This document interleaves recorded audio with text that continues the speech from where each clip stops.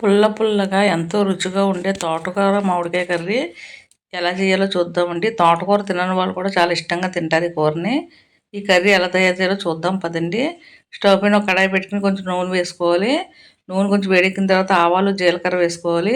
తర్వాత కట్ చేసి పెట్టిన ఉల్లిపాయ ముక్కలు పచ్చిమిర్చి ముక్కలు వేసుకోవాలి. ఉల్లిపాయలు తొందరగా వేగడం కోసం కొంచెం ఉప్పు వేసి వేయించుకోవాలి. ఉల్లిపాయలని బాగా వేగిన తర్వాత సన్నగా కట్ చేసిన తోటకూరను వేసుకోవాలి. ఒక పెద్ద కట్ట తోటకూర తీసుకున్నానండి.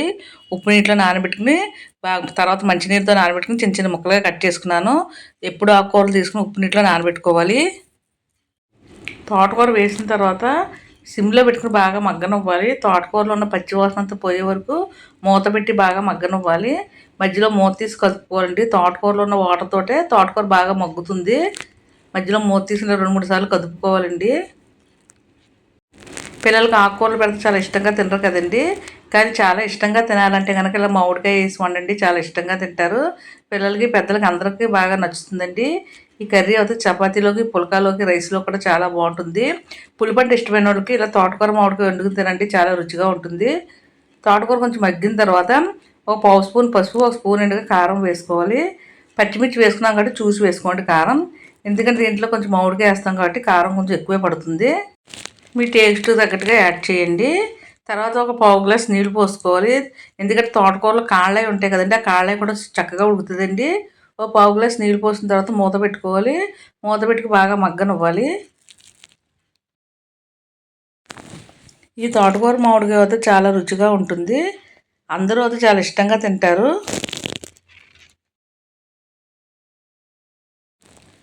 స్టవ్ని మీడియం ఫ్లేమ్లో పెట్టుకుని తోటకూరలో వేసిన వాటర్ అంతా దగ్గరికి అయ్యే వరకు ఉడికించుకోవాలండి.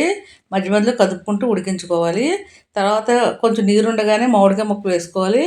మామిడికాయ ముక్కలు వేసిన తర్వాత ఒకసారి బాగా తోటకూరలో కలిసేలా కలుపుకోవాలి. మరీ పేస్ట్ అవ్వకుండా మామిడికాయ ముక్కలు చక్కగా ముక్కల కింద ఉంటే కనుక ఉడికిన తర్వాత పంట కింద పడుతూ మామిడికాయ ముక్కలు చాలా రుచిగా ఉంటుంది. ఈ మామిడికాయ ముక్కలు కూడా వేసిన తర్వాత తోటకూరలోని బాగా కలుపుకోవాలండి. తర్వాత మూత పెట్టి ఒక 10 నిమిషాల పాటు బాగా ఉడకనివ్వాలి.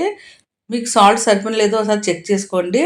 ఉల్లిపాయలు వేగేటప్పుడు సాల్ట్ వేసాం కదా, సరిపోతే కనుక మరి కొంచెం సాల్ట్ యాడ్ చేసుకోండి. కూర అంతా ఇలా దగ్గరికి అయిన తర్వాత వేసుకొని సర్వ్ చేసుకోవాలండి. అంతేనండి, యమ్మీ అండ్ టేస్టీ అయిన తోటకూర మామిడికాయ కర్రీని చూశారు కదా. మీరు కూడా ఒకసారి తప్పనిసరిగా ట్రై చేయండి. ట్రై చేసి ఎలా వచ్చిందో మీ కామెంట్స్ మాకు పంపండి. మా ఛానల్ మొదటిసారి చూసినట్టయితే తప్పనిసరిగా సబ్స్క్రైబ్ చేయండి. లైక్ చేయడం మటుకు మర్చిపోకండి.